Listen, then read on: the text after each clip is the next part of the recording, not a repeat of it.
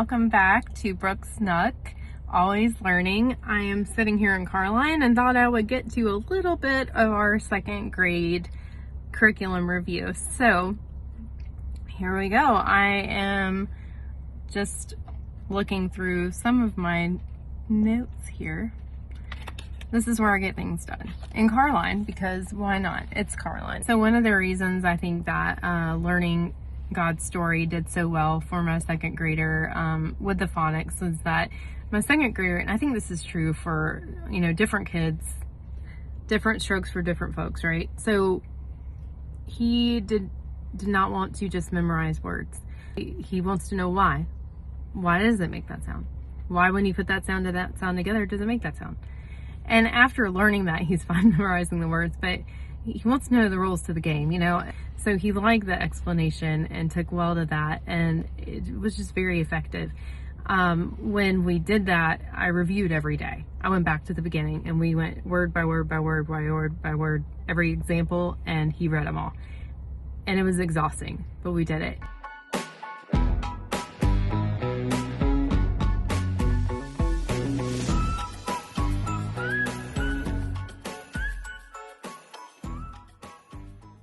So my second grader's curriculum is My Father's World and Adventures in U.S. History.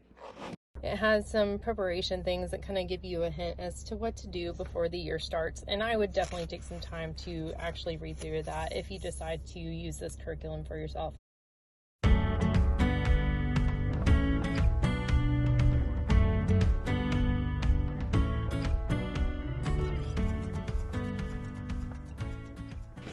Okay, so this is the front of the book, and you can see where the schedule starts, the weekly schedule right here.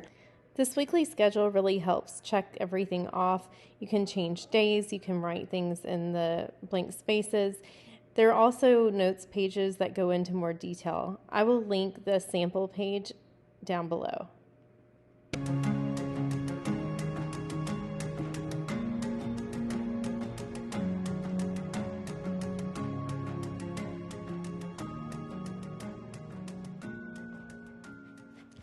For spelling and English, which make up the language arts, spelling is included for second grade.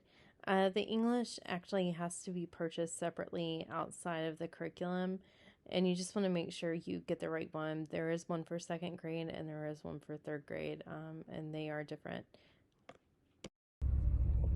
Okay, so with this set, you get the teacher's manual that I kind of flipped through, a whole thick packet of sheets that are wrapped up, and then you get for Bible and history, which kind of go together. So it's like combining all the different theories in education, so and including Christianity. So it combines Bible, history, and literature together. So history goes along with the literature, or I should say the literature goes along with the history, and so it comes with a pretty good stack of read alouds. So the read alouds are Pilgrim Adventures, The Courage of Sarah Noble, On the Banks of Plum Creek, Sarah Witcher's Story, In Grandma's Attic, Mountain Born, and Farmer Boy. Then you have history, which includes, you have your timeline, and then the basic history curriculum book is the story of the U.S. For math, you have to get a separate math. This semester, we've used both Saxon and Singapore, and I have some reasons for that. They're two of the best, very different approaches to math. Both are valuable.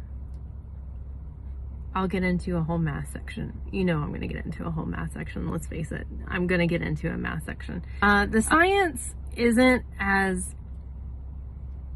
much a part of this curriculum as I wish it were. It does have a lot of little experiments. I'm not sure how valuable all these little projects are. I shouldn't say experiments, projects. Some of them are more valuable than others. The CD has in the student sheets lyrics to the songs, and they're supposed to sing along with them, which is kind of neat because it's almost like chorus in school. I don't know if any of you did chorus, but there are a lot of good things that can come from that. Okay. So we've kind of abandoned, admittedly, the I can do all things art curriculum, The art curriculum with last year, we did the same thing. It was a different curriculum. I was actually a little disappointed because I thought the one this year would be a little bit better. It was not. His music, he's getting so much learning to read music with piano and listening to classical music with me. We're kind of doing our own thing with art and music. So that's how the art and music is going. So I just kind of wanted to flip through and show you what I kind of do as far as this notebook. Every day we do a little bit, and following some of this has my father's role, but just in order to keep up with what's going on, every day I put his work in a sleeve, and usually I use both sides of the sleeve, and we just let it flow through in order of what we're doing. So even though I might be switching up some of the curriculum for spring, we will keep this going because it has been really easy as far as storing his work and looking at that. Now, because of the way the curriculum is set up, we may have a separate literature folder that we will be doing. We do already have a separate history folder, and of course I have the My Father's World slide in the front, but so this has been his Adventures in U.S. History folder, and this has some of the student sheets, and we have his timeline, which I've folded up in here, and the pieces that go on his timeline are in there. The pledge, he has some maps, so we keep that in there for history as a separate thing, and like I said, we'll be doing that with literature in the future too.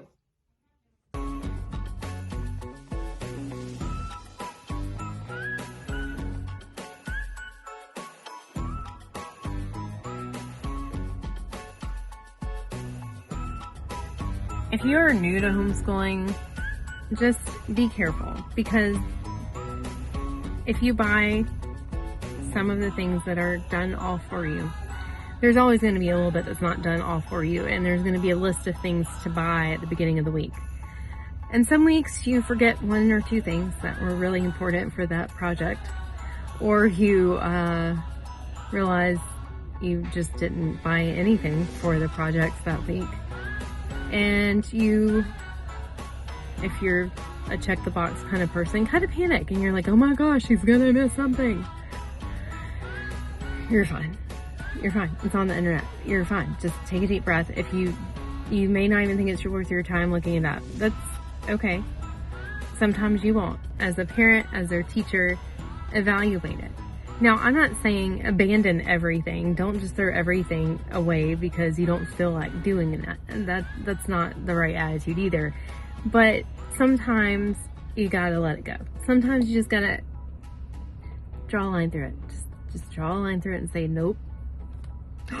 Yeah, you're fine. Just draw a line through it. You're good. So that's all you gotta do. Just don't. Some days just don't do it. Nope, don't have time for that. Nope, no.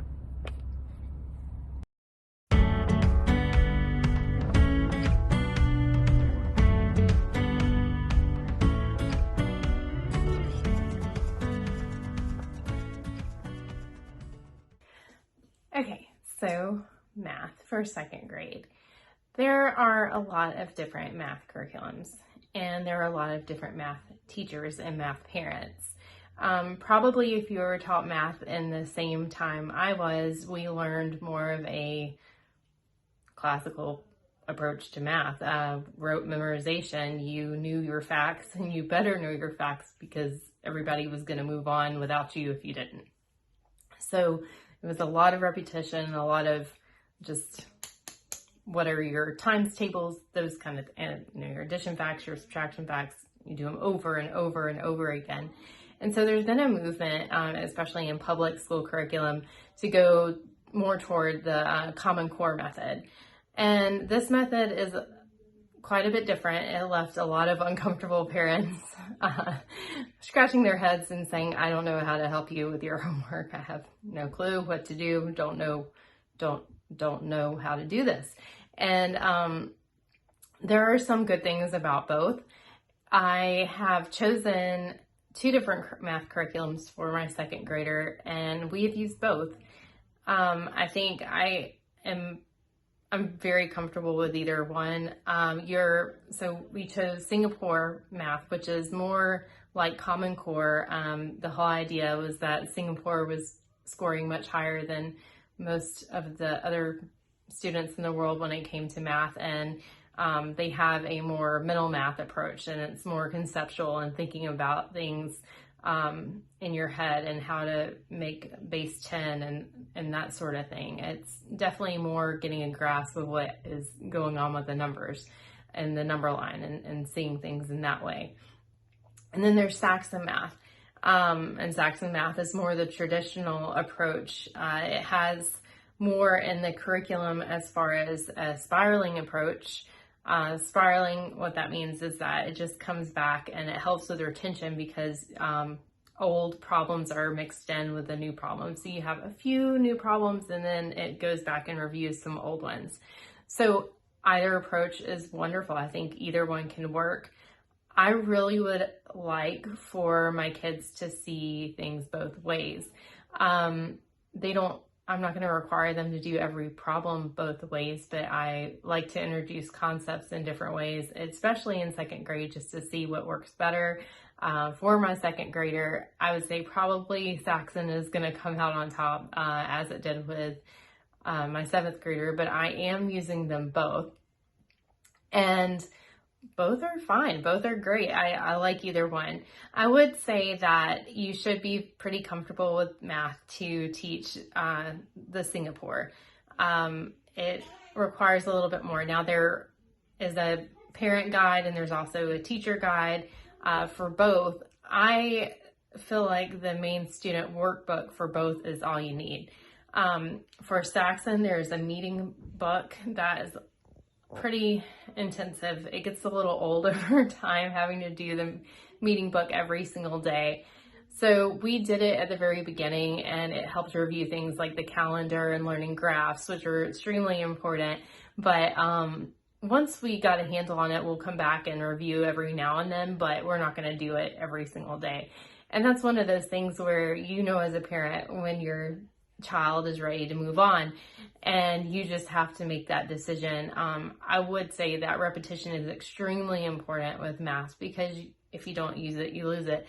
So I would encourage you to definitely use some type of spiraling approach and bring those old review questions back in just to help their brains remember it and then keep moving forward. So far, I would say Saxon and Singapore are great. We did try Singapore Dimensions last year. It didn't work as well. I think this year we're using the 2022 edition, and it's worked out very well. So it depends on your level of comfort with math. It depends on your child's comfort with math and what they've learned previously, and you just have to take all of these things into consideration when picking a curriculum. Another thing that when things get a little bit busy with another child or something else is going on or we're on the go, we tried something new this year and we're doing Komodo Math, and it's just a set fee and you can pay it yearly. But it goes through, and it's a lot of repetition as well and a lot of math facts, but it explains things pretty well in a video, and then it lets them do some practice. So my son has done that as well, and he always grumbles about it, but then is extremely proud of himself every time he finishes it, which is true, I think, for most second graders with a lot of, any kind of school. So he does enjoy it, I think, secretly, but he won't tell me that he enjoys it. So another thing that I did was I made sure that I had plenty of manipulatives to illustrate what was going on, especially with the Singapore math. I think it's really important so that the student can understand what's actually going on. The manipulatives really help. They can get really pricey. The ones we got, I just ordered off of Amazon based on need and what my son actually needed himself. you can see how expensive it can get if you buy one of the full packages, and I really don't think it's necessary to do that.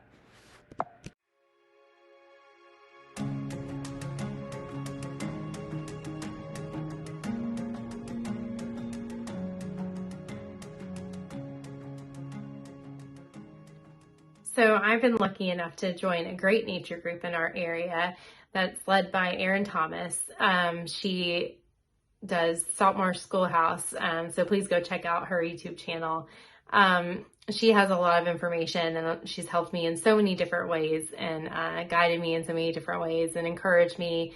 And the group of women that I hang out with have all just been wonderful to talk to, and I've learned so much from them, and for that I thank them very much.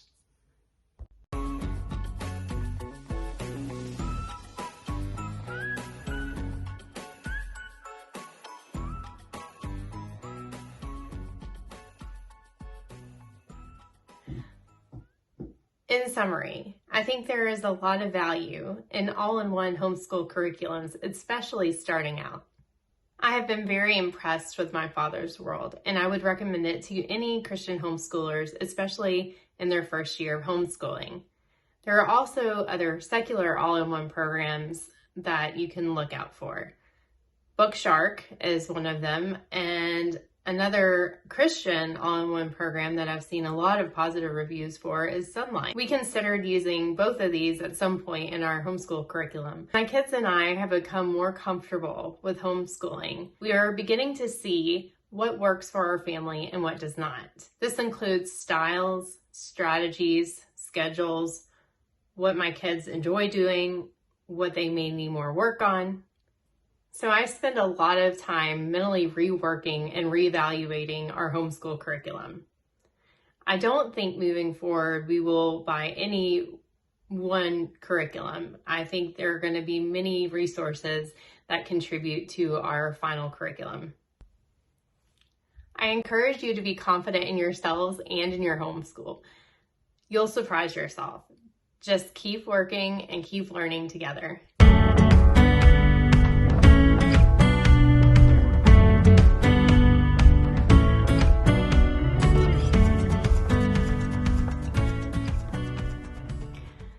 Thanks again for watching Brooke's Nook, Always Learning. Please come back and watch more as I post new videos about our homeschool and open it up to you. Please hit like and subscribe and hit the bell, and don't forget to comment and let me know what you want to see from my channel.